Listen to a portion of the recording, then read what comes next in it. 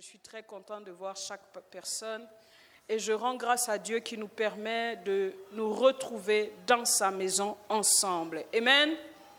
Alors, comme je disais, mon message est en anglais, mais je suis très contente de le prêcher en français parce qu'il y a des mots en anglais, vraiment, c'est compliqué. Amen. Mais en français, je peux exprimer encore plus la pensée du Seigneur parce que ça vient directement. Même quand je dors, c'est en français, donc je vois exactement où est-ce que je m'en vais. Amen. Que le Seigneur soit glorifié et que son nom soit loué. Toujours un privilège pour moi d'être dans sa présence. Et plus je médite la parole de Dieu, plus tu rentres dans la parole de Dieu, plus je lis, plus je médite, plus je vais en profondeur, plus encore je réalise combien c'est un privilège de parler de la part du Seigneur. Combien juste me tenir debout ici, c'est un privilège. Combien juste s'asseoir là, c'est un privilège. Connaître Dieu, expérimenter Dieu, être même capable seulement de dire « Moi, j'ai Jésus dans ma vie », c'est un privilège. Et je rends grâce à Dieu pour cela. Et toute la semaine, j'ai enseigné pour ceux qui prient en ligne. N'oubliez pas, nous avons la prière matinale les lundis, mercredis et vendredis de 5 heures du matin à 6 heures. Ce sont des moments forts de prière, mais surtout des moments d'exhortation pour vous positionner dans la prière. Amen. Pour vous positionner dans la prière. C'est-à-dire, on donne une portion des Écritures qui peut vous aider à continuer dans la prière ce que vous avez à faire dans la prière. Et toute la semaine, on a enseigné dans Apocalypse 12, 10 à 11. Et aujourd'hui, dans mon enseignement, je vais rajouter un peu le 12 pour qu'on comprenne ce qui est en train de se passer dans ce verset dans Apocalypse. Vous devez savoir que dans Apocalypse 12, c'est l'apôtre Jean à Patmos, transporté par le Saint-Esprit, par la révélation de Dieu, il est en train d'être enseigné en profondeur, étape par étape, ce qu'aujourd'hui nous sommes capables de lire. Amen. Et c'est très important. Je vais essayer de partager les Écritures sur le tableau. Comme ça, on va regarder ça ensemble. Aujourd'hui, si ça marche, gloire au Seigneur. Mais sinon, ce n'est pas grave. On va trouver un laptop qui va commencer à rester là. Alors, on remet ça en français. Bon, on prend Semeur. Apocalypse 12, 10. Alors, l'apôtre Jean est transporté et le Seigneur est en train de lui enseigner. La Bible dit... Pourquoi c'est grand comme ça? Oups. Puis j'entendis dans le ciel une voix puissante qui disait « Maintenant, le temps du salut est arrivé. » Je fais un résumé pour qu'on puisse tous comprendre, parce que je sais que ce n'est pas tout le monde qui était en ligne toute la semaine. Maintenant, le temps du salut est arrivé. Maintenant, notre Dieu a manifesté sa puissance. Il a instauré son royaume. Déjà par là, il a instauré son royaume. Maintenant, son Messie a pris l'autorité en main. On sait qu'on parle de la fin. On sait qu'on parle du temps de la fin, le retour de Christ. On sait que là, c'est terminé. C'est fini la vie du combat, c'est fini la vie des pleurs. C'est fini, c'est terminé. Même aller au travail, chercher le pain, manger, la faim. Ici, tout est terminé, c'est la fin. Il dit maintenant, son Messie a pris l'autorité en main. Car l'accusateur de nos frères, donc celui qui, jour et nuit, les accusait devant Dieu, a été jeté hors du ciel. Bien aimé, ça c'est le moment que tout le monde attend. C'est-à-dire, il n'y a plus personne qui peut te condamner. Il n'y a plus personne qui peut aller voir Dieu, essayer de s'arranger pour que ta vie soit misérable. Il n'y a plus personne qui peut regarder à tes erreurs pour pouvoir aller te juger là-bas, te faire juger. Bien aimé, vous savez, il y a des gens qui attendent seulement que tu fasses une erreur. Il y a des gens qui attendent seulement que tu glisses, que tu te trompes, pour pouvoir trouver un élément sur ta vie. Il y en a qui veillent. Bien-aimés, surtout les gens qui ont marché droit toute leur vie. Vous avez fatigué les gens en marchant droit. Il y a quelqu'un qui attend qu'on trouve un défaut dans ta vie. Pour qu'on dise, ah, vous voyez, il est comme nous tous. Surtout les méchants sont comme ça. Ils veulent vous associer à eux. Donc, ils attendent vos erreurs. Mais ici, l'apôtre Jean, transporté, il est en train de voir les temps de la fin. Il a été projeté, vraiment, il a été projeté très loin. Il est en train de voir ça. Mais quand on passe au verset 11, il dit, mais eux, ils l'ont vaincu grâce au sacrifice de l'agneau et grâce au témoignage qu'ils ont rendu pour lui, car ils n'ont pas aimé leur vie jusqu'à redouter de mourir. Verset 12, réjouis-toi donc au ciel et vous qui habitez au ciel, réjouissez-vous, mais malheur à la terre et à la mer, le diable est descendu vers vous, rempli de rage, car il sait qu'il lui reste très peu de temps. Les 3 versets-là sont 3 temps différents. Amen. Si on devait mettre ces versets-là en ordre, le premier verset serait le verset 12, pardon. Parce que ça dit, malheur à toi la terre, car le diable est descendu avec une rage. On est en train de te dire ce qui se passe. Vous comprenez un peu? Suivez-moi, je veux juste vous mettre dans le contexte et je vais rentrer dans mon message. Le verset 12 devrait venir en premier.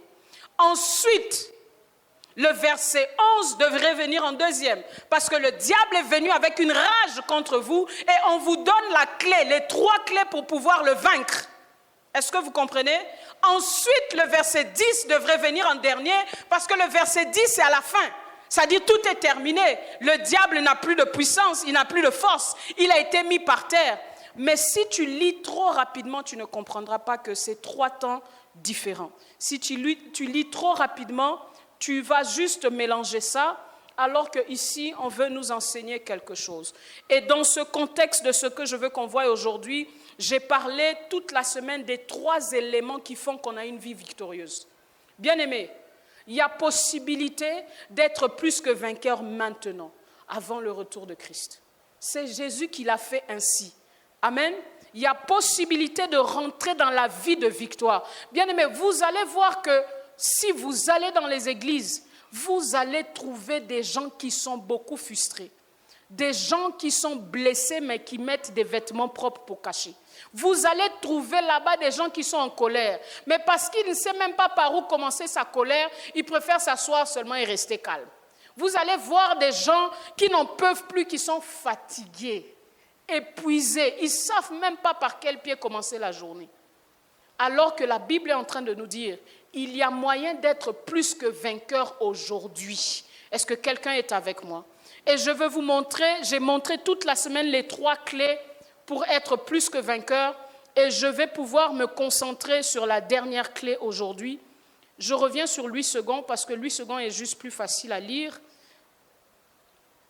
Je vais me concentrer sur la 3e clé. Mais avant que je me concentre sur la 3e clé, vous avez vu dans le verset 10, on parle de l'accusateur de nos frères. Encore là, une fois de plus, un langage juridique. Je veux juste rappeler au peuple de Dieu, l'affaire spirituelle, le royaume des esprits est un royaume juridique, est un terrain juridique. C'est-à-dire, en esprit, on ne peut pas faire quelque chose sans la loi. En esprit, il y a des règles à suivre. C'est pour ça que la Bible dit, une malédiction sans cause est nulle et sans effet. Pourquoi c'est nul et sans effet? Pas parce que tu es bon, pas parce que tu es meilleur, parce qu'en esprit, on ne peut pas juste te maudire comme ça. Quelqu'un ne peut pas, tu es en train de passer dans la rue, il vient, il te maudit. Non, il doit y avoir un point de contact légal qui lui permet de rentrer dans ta vie. Il y a des gens dans la rue qui peuvent mal te parler ou déclarer que tu es maudit. Réponds-lui, non, tu ne peux pas me maudire, tu n'as aucun droit légal pour me maudire. Tu vas me maudire de où? Même si tu es le plus grand sorcier du quartier. Ça ne passe pas. Mais vous savez pourquoi les grands sorciers du quartier ont réussi à maudire des enfants? Parce que quand ils t'ont dit tu es maudit, comme toi tu sais qu'il est le grand sorcier du quartier, tu as commencé à croire. Tu lui as donné un terrain légal là où il pouvait vraiment te maudire. En réalité, il ne pouvait pas. C'est quand tu as donné foi à ça que ça a marché. Donc quand la Bible dit une malédiction sans cause et sans effet, c'est parce qu'encore là, tout est un terrain légal. Tout est un terrain légal. Et je veux que chacun de nous puisse comprendre cette chose-là, que nous sommes dans une cour royale. Il y a un juge suprême, il y a un accusateur, il y a un avocat, il y a une médiation. Je veux qu'on sache qu'il y a un verdict, qu'il y a une preuve légale, et je veux qu'on sache qu'il y a une façon d'accepter le jugement ou de refuser le jugement. Et la Bible nous dit ceci. 3 façons. Il dit, ils l'ont vaincu, c'est le verset 11, là où c'est jaune, à cause, premièrement, du sang de l'agneau. Bien-aimé, tu peux vaincre le diable à cause du sang de l'agneau. On a vu ça toute la semaine. Deuxièmement, la Bible nous dit, à cause de la parole de leur témoignage. La parole de leur témoignage. Ce qui sort de ta bouche peut donner la victoire ou donner la défaite. Ce qui sort de ta bouche peut faire et défaire quelque chose. Ce qui sort de ta bouche, dépendamment d'où ça tient sa source, ça peut donner naissance à quelque chose. Ce qui sort de ta bouche, bien aimé, je suis en train de dire que la vie et la mort est sur le pouvoir de la vie et la mort est sur la langue. C'est la Bible qui le dit. C'est tout simplement pour vous dire, légalement, dans le monde spirituel, on a donné l'autorité à la langue. On a donné le pouvoir à la langue. Mais nous, souvent, nous ignorons cela et nous parlons comme nous voulons parler. Bien-aimé, si tu es en train de déclarer quelque chose, tu le déclareras à tel point que tu vas faire venir ça à l'existence. Vous connaissez c'est quoi être hypocondriaque? Être hypocondriaque, c'est quelqu'un que tu lui dis quelque chose, tu lui parles d'une maladie. Tout à coup, il commence à sentir les symptômes dans son corps. Oui, il y a des gens comme ça. Moi, quand j'étais petite, j'étais hypocondriaque. Si tu me dis seulement, ces temps-ci, les gens ont mal à la tête. Hein. Dès que je me dis, j'ai mal à la tête. C'est-à-dire, je prenais gratuitement ce que... C'est dans tous, c'est psychique. Je n'étais pas malade. Mais... ça venait. Vous savez pourquoi les gens sont morts pendant la Covid? Hypocondriaque. Ça dit, puisque tout le monde est en train de mourir, il y a quelqu'un, il éternue seulement. Je suis le suivant. Bien-aimé, tu t'es tué toi-même. Beaucoup sont morts pas parce qu'ils avaient la Covid. Le cœur a lâché avant même que la Covid arrive. C'est-à-dire que ce que tu as tellement médité à l'intérieur de toi, tu as cru, tu l'as fait venir dans ta vie. Tout simplement le pouvoir de la langue. Et je me souviens, moi chez moi, on a tous attrapé la Covid. Tout le monde. Tout le monde, on avait attrapé la Covid. Je me souviens à Montréal, c'était terrible. Mais à chaque fois, on disait, oh, nous, on a déjà eu la malaria, la Covid va nous faire quoi? Vous connaissez la malaria? La malaria peut te faire perdre la tête. Tu peux devenir quadraplégique à cause de la malaria. Tu peux ne plus réfléchir, ton cerveau peut partir en vrille. Et tu veux me faire peur avec la Covid? On se disait seulement, c'est rien, ça ne va rien nous faire. On n'a pas pris quelque chose de particulier. Le gingembre est notre meilleur ami, c'est tout. Sincèrement, et comme c'est venu, comme c'est parti.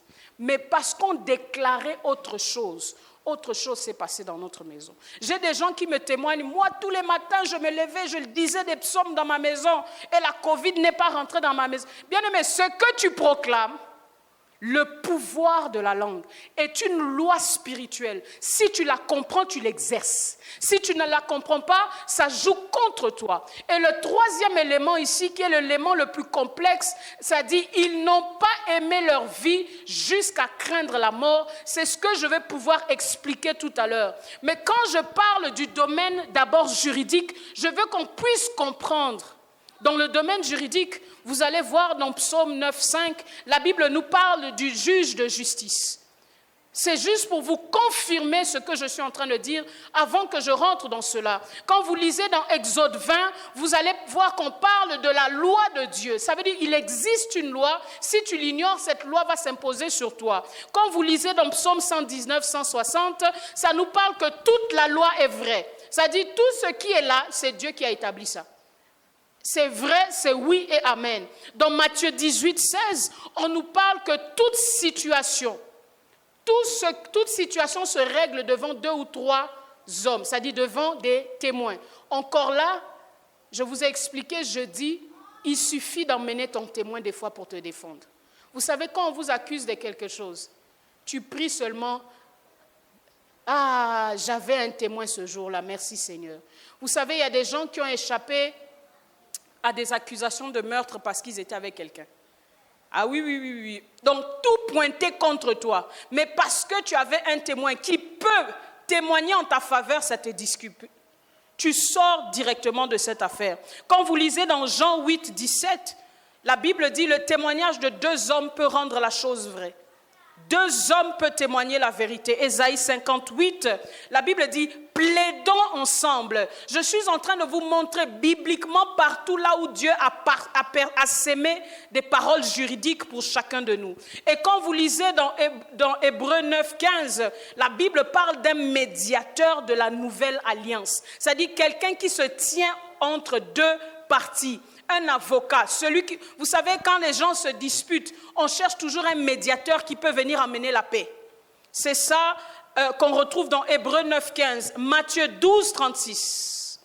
La Bible dit, tous seront responsables devant Dieu au jour du jugement. Ça veut dire qu'il y a un jugement qui existe. Encore là, des mots juridiques. La Bible dit dans Ecclésiaste, toute action sera jugée. Ecclésiaste 12, 14, je suis en train de paraphraser. Mais aussi dans Colossiens 2, 14, la Bible dit « Il a annulé les actes dont les ordonnances nous condamnaient. » C'est-à-dire des ordonnances bibliques, des lois qui existaient, qui nous condamnaient. Jésus-Christ les a annulés. C'est important de connaître ces phrases parce que quand on parle qu'ils l'ont vaincu par la parole de leur témoignage, je suis capable de déclarer que toute ordonnance qui est contre moi dans ma vie, il les a annulés. Vous voyez la parole du témoignage, comment c'est important? Parce que si tu sais ce qu'il faut dire, tu vas le déclarer pour aller chercher la victoire. Mais dans Romains 8, il a dit, maintenant donc, il n'y a plus de condamnation pour ceux qui sont en Jésus-Christ. Encore là, nous retrouvons encore le langage juridique. Dieu qui est le juste juge, le juge suprême. Nous retrouvons Satan qui est l'accusateur. Nous retrouvons Jésus qui est le défenseur, l'avocat, le médiateur. Nous retrouvons la croix qui est un verdict. La croix est un verdict. Et nous retrouvons le sang qui est une preuve que le verdict a été établi. Mais nous retrouvons la foi dans la position où c'est la façon légale d'accepter un jugement. La foi, c'est la façon légale d'accepter un jugement. Si quelqu'un te dit tu es maudit et que toi tu y crois, ça veut dire que tu as foi en cette malédiction, c'est que tu as accepté les jugements. Est-ce que quelqu'un est avec moi? La foi, ce que tu crois, c'est la façon légale de faire entrer un jugement dans ta maison, de faire entrer un jugement dans ta famille. Bien-aimé, il y a des gens qui ont observé, de ce temps-ci, tous les gens meurent par AVC. Tu vas voir que tous les gens commencent à avoir des AVC. Pourquoi? Parce qu'eux tous, ils ont accepté une rumeur qui font qu'eux tous attendent que AVC frappe à leur porte. Bien-aimé, si tout le monde meurt par AVC, c'est leur problème. Ils n'ont qu'à mourir par AVC. Toi, en quoi ça te concerne? Mais vous voyez que la foi devient l'élément légal qui te permet d'accepter un jugement contre ta vie. Que les jeunes, vous allez entendre que les jeunes de nos jours ne réussissent plus. Mais si toi tu entends ça, tu te dis, les jeunes ne finissent plus l'école, c'est que je peux arrêter. C'est que tu as mis foi en quelque chose qui fait que ça t'arrête en chemin. Ce n'est pas parce que tu pouvais pas continuer. C'est parce que ta foi s'est activée et a accepté le jugement de la culture, de là où tu es en ce moment-là. Alors moi, je reviens encore dans Apocalypse 12, 10 à 11. Je veux tout simplement qu'on comprenne. Pour avoir une vie plus que vainqueur. Bien-aimé, ça commence avec la première étape qui est le sang de Jésus-Christ. Je disais encore dans la semaine, applique le sang de l'agneau. Fais intervenir le sang de l'agneau dans toutes choses et toutes circonstances. Tu verras la première dimension de victoire dans ta vie.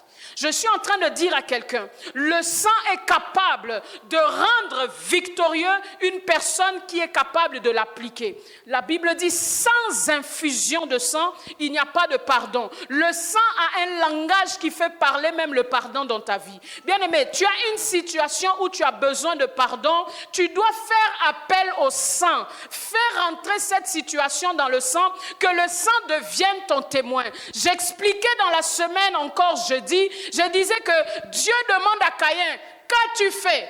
Caïn pensait que Dieu ne sait pas. Caïn pensait qu'il pouvait s'en échapper. Il dit, comment ça, qu'est-ce que j'ai fait? Dieu lui dit, mais j'entends, écoutez bien.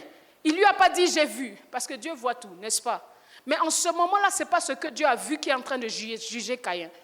Ça veut dire que Caïn pouvait s'en échapper, le fait qu'il ait tué son frère. Il pouvait s'en échapper. Mais la Bible dit, Dieu lui dit, j'entends le sang de ton frère qui vient crier justice. Le sang a une voix, le sang a une parole, le sang peut parler. Bien-aimé, je dis à quelqu'un, je ne sais pas ce que tu traverses, mais la première dimension de victoire commence avec l'intervention du sang. Le sang va parler en ta faveur. Le sang va devenir le témoin que tu dois faire rentrer dans une affaire pour que cette affaire soit résolue. Est-ce que je parle à quelqu'un? Tu vis une situation où tu ne vois pas par où ça va commencer que la situation soit résolue. Dis, sang de Jésus, interviens dans cette affaire. Défends-moi dans cette histoire. Deviens le témoin que je peux faire parler en ma faveur. Est-ce que quelqu'un me comprend? Est-ce que vous savez que la partie de faire intervenir le sang, la dimension du sang, c'est la dimension la plus facile d'un chrétien? Est-ce que quelqu'un est avec moi? Bien aimé, moi j'aime souvent vous dire, même un athée ou pas un athée, même quelqu'un qui ne pratique pas, même quelqu'un qui ne va pas à l'église, même quelqu'un qui dit ne pas être religieux, si maintenant là une bombe tombe sur la rue là, il va crier « Oh mon Dieu !» Bien-aimé, trébuche seulement, tu vas crier « Oh mon Dieu !» C'est-à-dire que faire intervenir le sang, c'est la base, c'est la première dimension qui t'élève dans une vie de victoire. Tu n'es pas encore arrivé, mais le sang te fait rentrer dans la dimension victorieuse. Parce que là, tu sais maintenant crier au secours, là, tu sais maintenant faire intervenir quelque chose de surnaturel dans les problèmes naturels. Est-ce que quelqu'un est avec moi? C'est-à-dire, je suis en train de te dire une façon de vivre victorieusement, d'avoir le dessus, de réussir, de réaliser certains niveaux de choses. Bien-aimé, c'est seulement le sang qui peut faire quelque chose. C'est la première étape. Quand tu es en train de résoudre un problème dans ta maison, dans ta vie, dans la vie de tes enfants, dans ta famille, la première étape, ne la saute pas. La première dimension, c'est le sang de Jésus-Christ. Le sang de Jésus-Christ, c'est la porte d'entrée dans les choses spirituelles. C'est la porte d'entrée dans la victoire. C'est la porte d'entrée dans la transformation. C'est la porte d'entrée dans une dimension supérieure. Bien-aimés, vous savez qu'il y a un avantage à faire intervenir ce qui est spirituel dans le naturel. Parce qu'il y en a qui restent toujours naturel. Et le sang, c'est la première étape. La deuxième dimension de victoire, on a dit, c'est la parole.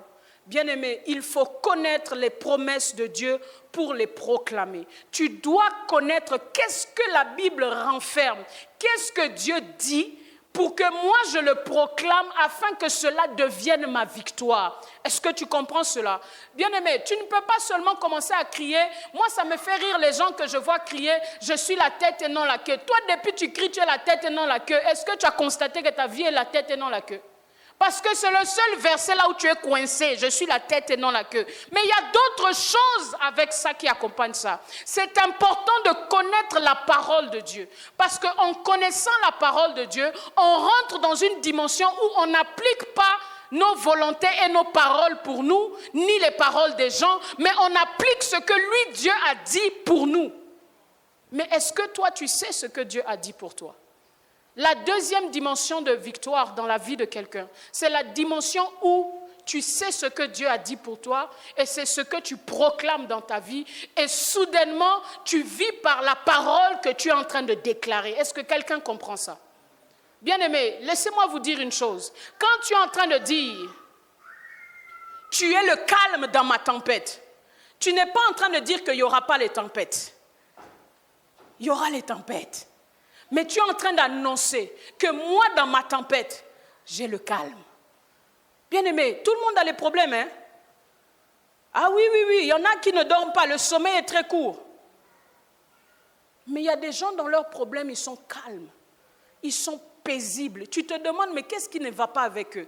Comment eux, ils sourient toujours? C'est-à-dire, eux, ils sont en train de vivre comme s'ils sont sur une autre autoroute, toi, tu es sur une autre autoroute.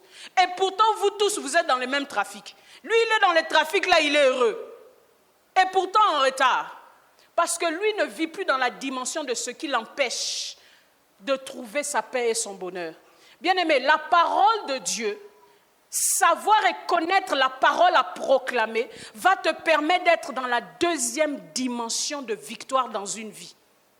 Oh, quelqu'un n'a pas compris. Abraham, on lui donne une parole. On lui dit, tu es le père des nations. Bien-aimé, on te dit, tu es le père des nations et tu attends encore 25 ans. Mais c'est chaud. Mais comment on fait pour attendre 25 ans? C'est parce qu'on navigue sur une parole qui n'est pas la parole des hommes. On navigue sur une parole qui nous maintient là où nous sommes sur terre, mais nous ne sommes pas de ce monde. Là où nous sommes sur terre, mais c'est le royaume des cieux qui marche avec nous. Cette dimension de victoire, bien-aimé, aucun homme ne peut te le donner. Cette dimension de victoire ne se trouve que dans la parole de Dieu. Et cette dimension, beaucoup de gens, je vous dis déjà, la moitié des gens dans l'église ne l'expérimentent pas parce que la moitié des gens dans l'église ne connaissent pas la parole de Dieu. Vous voyez pourquoi je vous disais que le sang est facile? Le sang, tu n'as même pas besoin de lire où est-ce que c'est écrit. Moi, je t'ai dit, applique le sang. Tu peux toi-même appliquer le sang, tu auras la victoire. C'est la première dimension, la dimension de base. Ce n'est pas parce que tu vois quelqu'un crier le sang de Jésus, le nom de Jésus, que la personne là est profonde en Jésus-Christ. Ça ne veut rien dire. C'est la dimension de base, dimension d'entrée. Et la deuxième dimension qui nous distingue, c'est la dimension de la parole. Si la parole peut t'amener dans la victoire, bien-aimé, tu vivras dans ce monde, mais tu ne seras pas de ce monde. C'est-à-dire, toi, tu auras ton propre roi, toi, tu auras ton propre soleil, toi, tu auras ta propre lune, toi, tu auras tes propres règles, toi, tu auras ton propre fonctionnement. Oh, quelqu'un n'a pas compris. Bien-aimé, une fois, je conduisais, le policier a allumé les gyrophares derrière moi. J'ai dit à Dieu, non, pas aujourd'hui. Je ne peux pas me permettre. Je sais que j'ai fait de la vitesse. Bien-aimé, ça se passe vite, hein? Je sais que j'ai fait de la vitesse. Mais Seigneur, je ne peux pas. Pas aujourd'hui. Bien-aimé, le monsieur a éteint ses gyrophares, il est parti. Vous ne comprenez pas? Il y a des prières qui peuvent faire déplacer les gens. Ça dit, c'est comme s'il ne s'est plus rappelé pourquoi il avait allumé ses gyrophares. Je vous dis, vous êtes dans le monde, mais vous n'êtes pas du monde. Vous pouvez fonctionner à une autre dimension. C'est possible. Oh my God, si vous pouviez seulement voir ce qui est dans mon cœur. Si vous pouviez seulement voir ce qui est dans mon cœur. Je vous dis, quand Dieu rentre dans cette affaire, c'est une autre dimension. C'est-à-dire, tu n'as rien, mais tu sais qu'il va envoyer même les corbeaux te nourrir. Hier, j'étais en train de faire mes livraisons, comme je fais mes livraisons. Je me promenais, je faisais mes livraisons.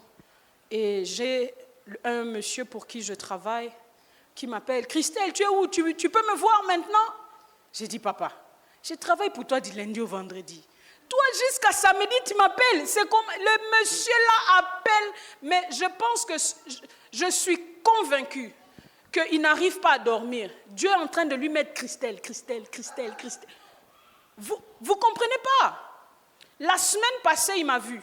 Il me dit, j'ai l'impression que je ne te paye pas assez. Et pourtant, moi-même, maintenant, je suis en train de me demander qu'est-ce que je fais en réalité pour ce monsieur. Il dit, je t'ai proposé 5 000 $ par mois, mais je trouve que c'est petit. Tu me permets de monter à 6 000. Je ne lui ai rien demandé. C'est lui-même qui a regardé ma face et il me dit, je préfère rajouter.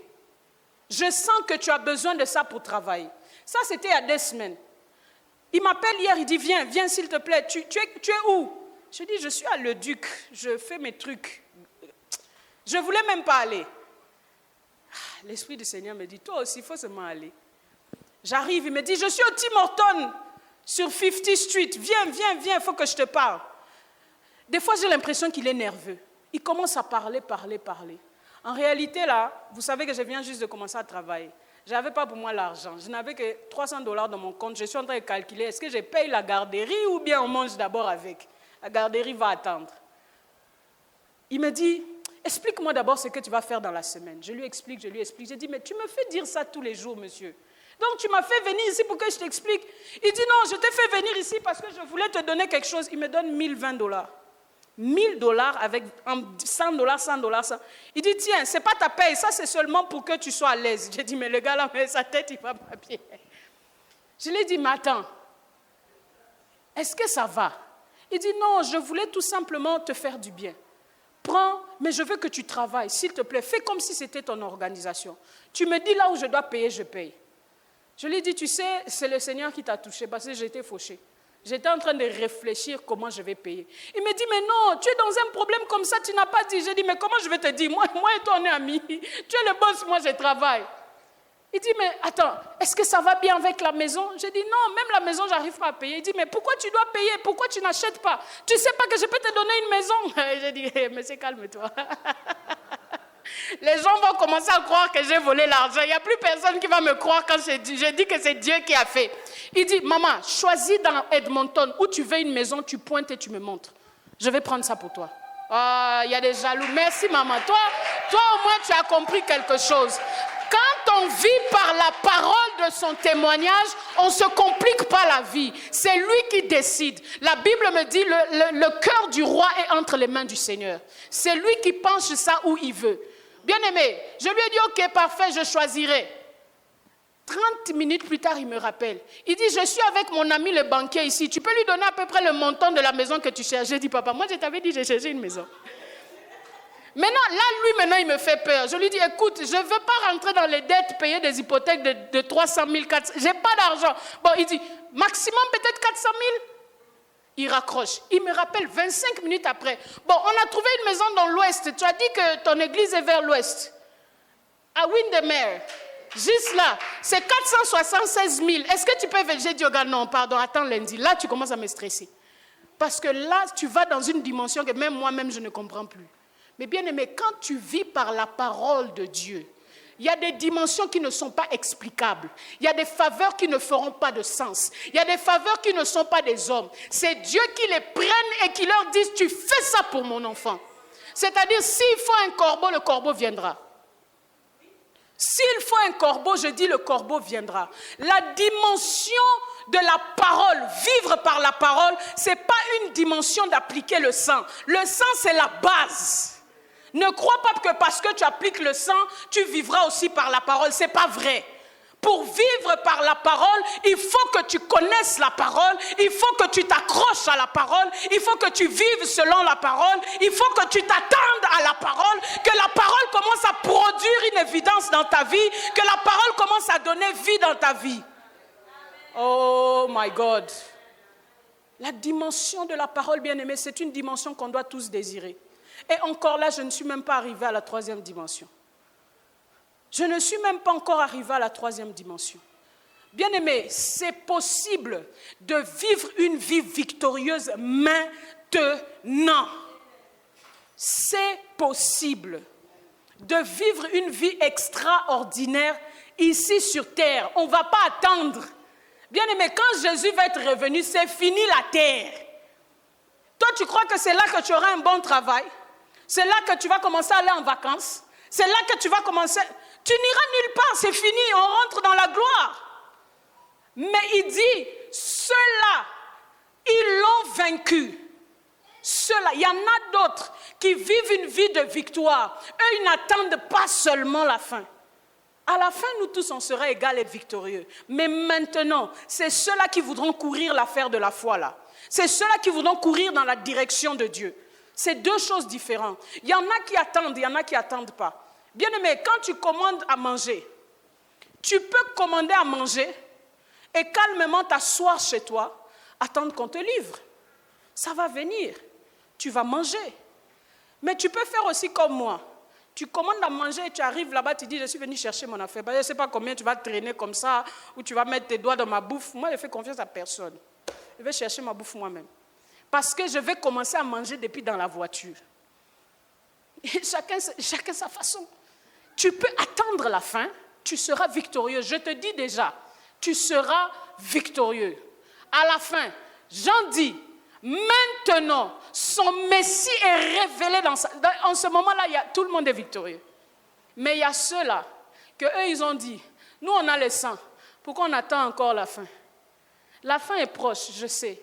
Mais profitons tout de suite. J'ai dit, la fin est proche. Mais tu peux commencer déjà à vivre dans la dimension du ciel. La Bible dit, tel qu'il est au ciel, tel que nous sommes sur la terre. C'est-à-dire, tu es la personne qui amène le royaume sur terre. Tu es la personne qui fait faire qu'on peut ouvrir les rideaux et voir dans le ciel. C'est toi. Quand on te voit, on a une idée qu'est-ce qu'il y a au ciel. Quand on voit ce que Dieu est en train de faire dans ta vie, on est capable de se dire, oh, c'est ça la grandeur de Dieu. C'est à ça que ressemble ce Dieu-là. Bien aimé, la troisième dimension. La troisième dimension, on va voir. Pour mieux expliquer la troisième dimension, il faut qu'on aille dans Éphésiens.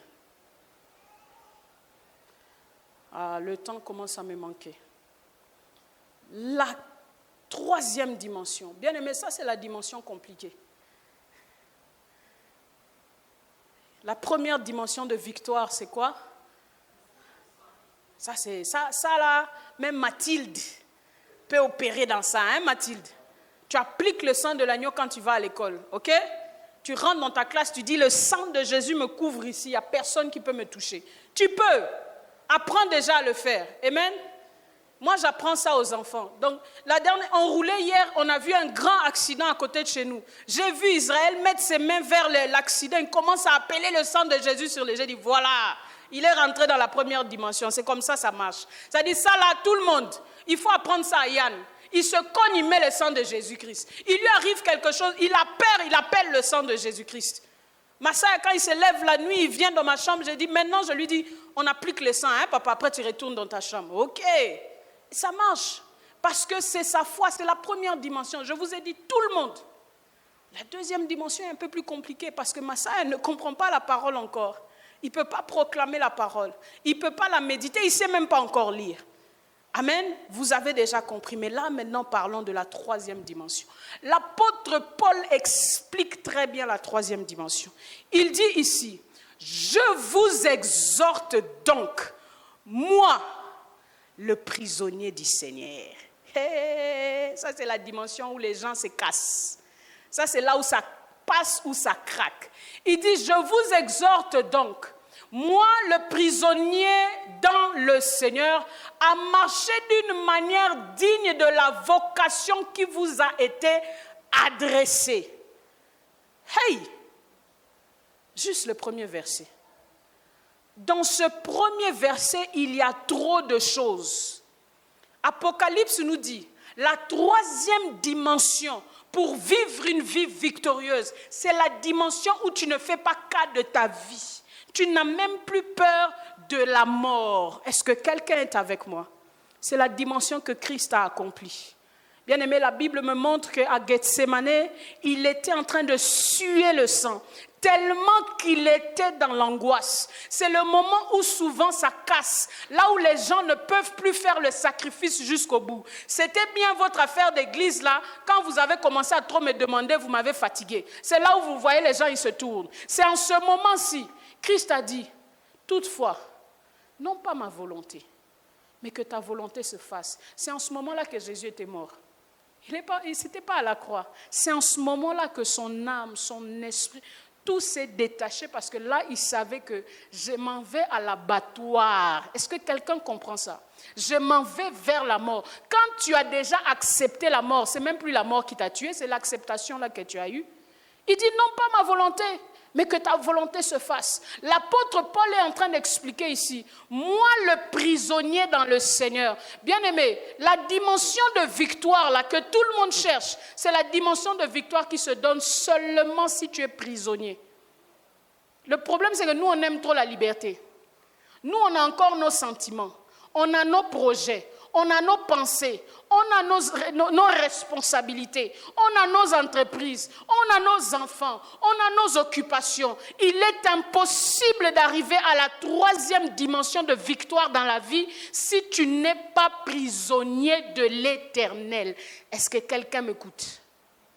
Qu'est-ce que ça veut dire être prisonnier? quand tu lis le dictionnaire, j'ai tapé hier pour juste comprendre que ça voulait, une définition de prisonnier. La définition la plus simple qui m'a plu de prendre, c'est celle qui dit être sous contrôle d'une autre autorité. Quand tu es prisonnier, tu ne t'appartiens plus. Tu appartiens à l'autorité qui te détient. Est-ce que quelqu'un comprend ça? C'est important. Tu ne t'appartiens plus. Tu appartiens à celui qui te détient. Être prisonnier, c'est ne plus avoir de droit. Un prisonnier n'a pas de droit. Il ne peut même pas dire « Oh, c'est mon droit ».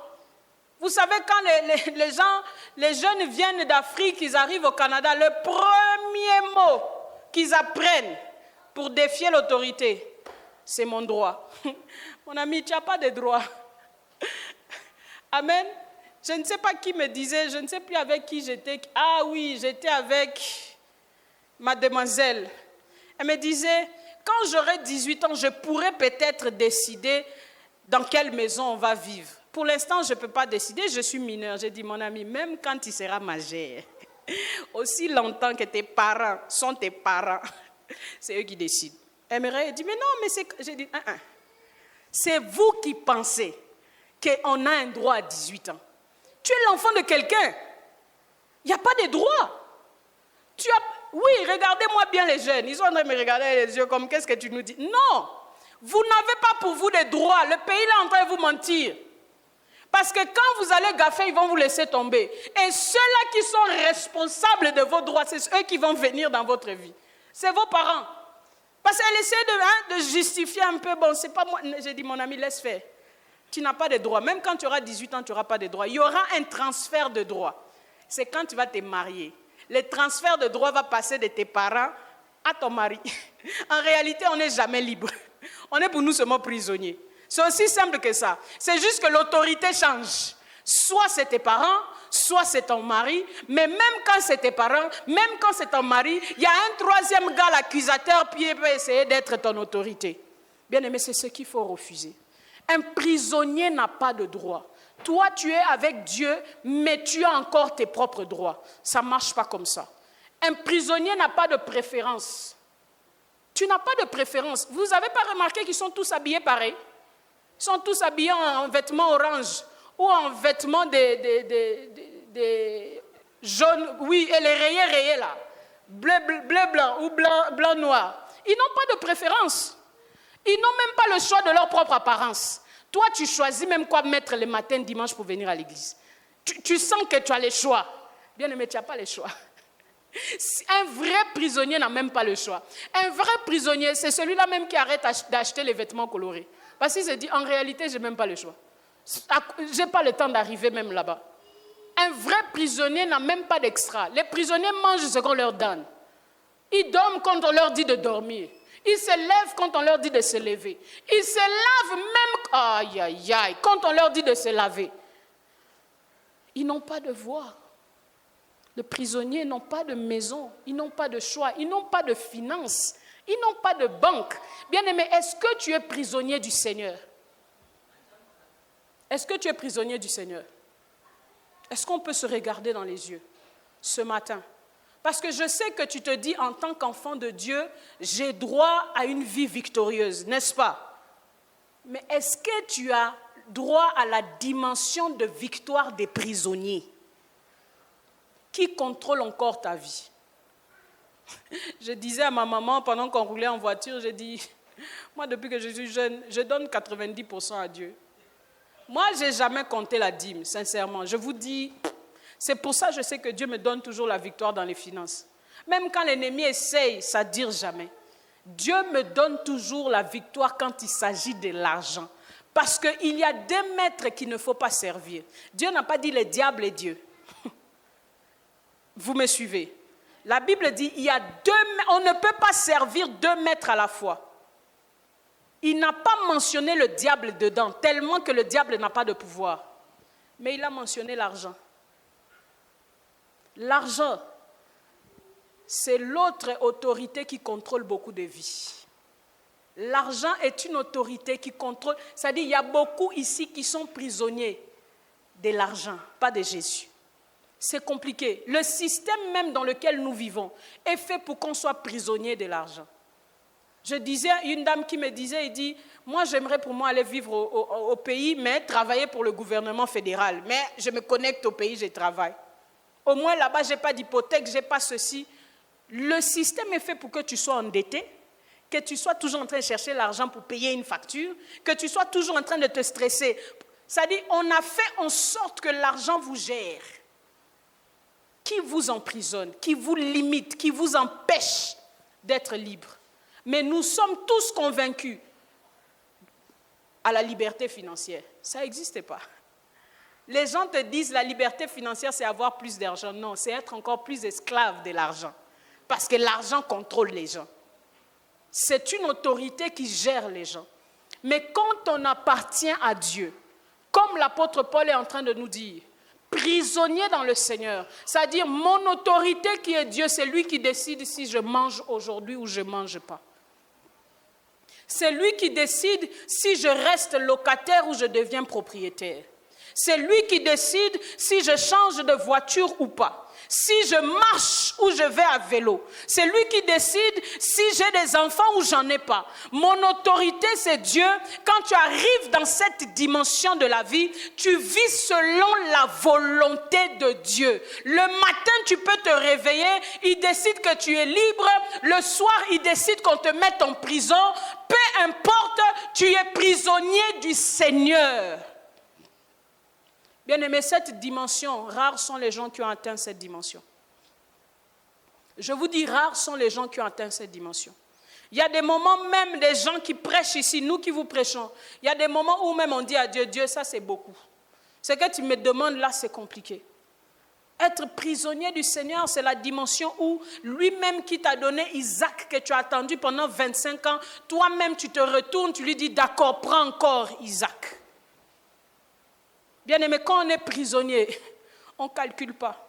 C'est-à-dire, même s'il te coupe le sommeil, tu coupes le sommeil. Même s'il décide que tu ne dors pas pendant 2 jours, tu ne dors pas pendant 2 jours. S'il décide que tu ne manges pas pendant 21 jours, tu ne manges pas pendant 21 jours. La dimension là où tu es un prisonnier, c'est la dimension ultime pour avoir une vie victorieuse. Pourquoi? Parce que tu ne marches plus dans ce monde, tu es rendu tout simplement une extension du royaume des cieux. Je dis à quelqu'un, toi-même tu es rendu la main de Dieu. Est-ce que quelqu'un m'écoute? C'est la dimension où tu n'es pas seulement une bénédiction, tu deviens une source de bénédiction. Pourquoi? Parce que tu deviens le représentant légal du royaume des cieux. Quand les gens passent à côté de toi, il te suffit de poser la main et la maladie est en train de fuir. Pourquoi? Toi, ton entité et ta personne est devenue le royaume des cieux. Est-ce que quelqu'un comprend ça? La Bible nous montre que l'apôtre Paul, il prenait le mouchoir, il s'essuie. Il donne. On va, on impose aux malades et les malades sont guéris. Dimension de prisonnier. La Bible nous montre, l'apôtre Paul, il suffisait qu'il parle. Les démons étaient en train de fuir. Dimension de prisonnier. C'est-à-dire, il est lui-même devenu le royaume des cieux. Dieu parle à travers lui. Dieu démontre sa gloire et sa puissance à travers lui. Pourquoi? Parce que ce n'est plus lui qui vit, c'est Christ qui vit en lui. Bien-aimé, laisse-moi te dire, il y a des gens qui appliquent le sang, il y a des gens qui lisent la parole, mais en eux, il n'y a pas encore Jésus-Christ.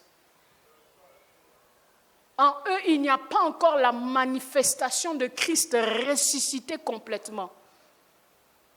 Ils sont sur le chemin. C'est ce que nous devrions tous désirer. Bien-aimé, c'est dans les moments compliqués et difficiles qu'on reconnaît qui est le caractère qui habite en toi. Si c'est Dieu qui te contrôle, c'est toi-même qui contrôle ta vie.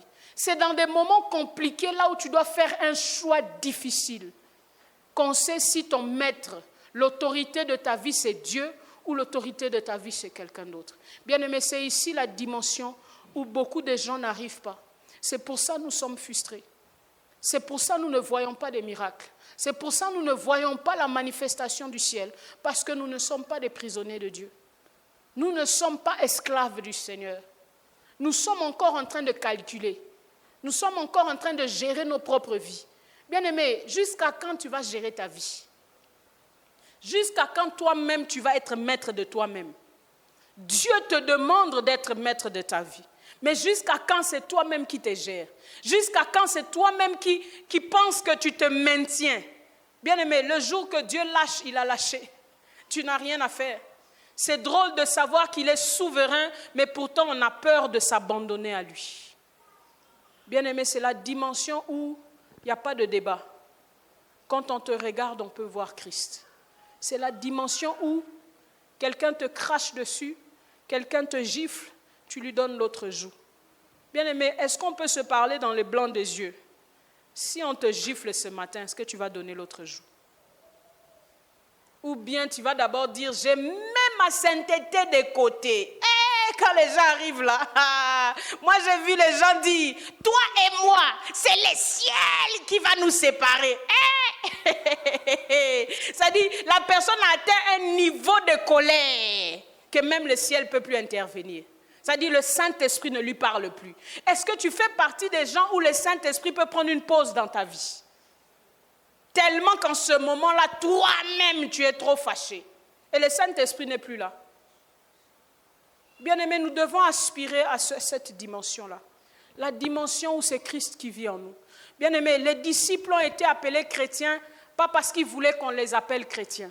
C'est-à-dire, c'est parce que même leur habillement avait changé. Leur coupe de cheveux avait changé. Leurs chaussures avaient changé. La façon de parler avait changé. À tel point que quand on les voyait, ça les rappelait quelqu'un. Ça les rappelait, tu ressembles trop. Tu ressembles trop. Mais toi, on dirait Jésus. Ce n'est pas Jésus, mais on dirait Jésus. Toi, on dirait Christ. Tu n'es pas lui. On sait que tu n'es pas lui, mais on dirait ta représentation nous montre encore Jésus. Et pourtant, Christ est ressuscité et il est mort. Mais quand on te voit, tu nous fais revivre quand Jésus était en train de marcher. Bien-aimé, est-ce que quand on te voit, on peut voir le ciel? Est-ce que quand on te voit, on peut avoir une aperçu de la bonté de Dieu? Ou toi, tu es tellement méchant qu'on se dit, les chrétiens là vraiment? Est-ce que quand on te voit, on peut voir la patience de Christ? La Bible dit, l'amour couvre une multitude d'erreurs. L'amour pardonne tout. L'amour ne soupçonne pas. L'amour ne se met pas à croire qu'on a essayé de te tromper. L'amour ne se met pas à croire qu'on a essayé de te mentir. Toi, parce que tu as vu l'autre peut-être, oh non, il m'avait insulté. L'amour ne fait pas ça. Est-ce que toi, quand on te regarde, on est capable de te dire cette personne s'est aimée? Ou toi, non, tu préfères les bons. Les mauvais, ce n'est pas tes amis. Tu ne veux pas passer du temps avec eux. Non, toi, tu es trop parfait. Pardon, excuse-nous. Oh non, bien-aimé. Nous devons ressembler à Christ. Si tu veux une vie victorieuse, tu dois ressembler à Jésus. Pas dans les points que tu choisis, dans tous les points. C'est fini l'église où on nous enseigne seulement la grâce, mais on ne nous enseigne pas le caractère de Christ. Jusqu'à quand la grâce, mais toi tu marches comme tu veux? Jusqu'à quand la grâce, mais toi tu parles toujours mal aux gens? Jusqu'à quand? Jusqu'à quand? C'est quoi ce Dieu-là où c'est la grâce, mais il n'y a pas de discipline? Dieu donne-moi, mais qu'est-ce que toi tu as donné à Dieu? Qu'est-ce que toi tu as donné? Il a dit, cette dimension de victoire n'arrive seulement quand on ne fait plus cas de sa propre vie. Ça arrive seulement quand tu n'as plus peur de la mort. Quand tu dis, si vous allez me tuer, tuez-moi. Bien-aimé, cette dimension de victoire où tu fais changer les lois, on change la loi à cause de toi. Esther a dit, si je dois périr, oh my God. Bien-aimé, la dimension où te dit, je me tiens debout pour Christ. Si la vérité doit me tuer, que la vérité me tue.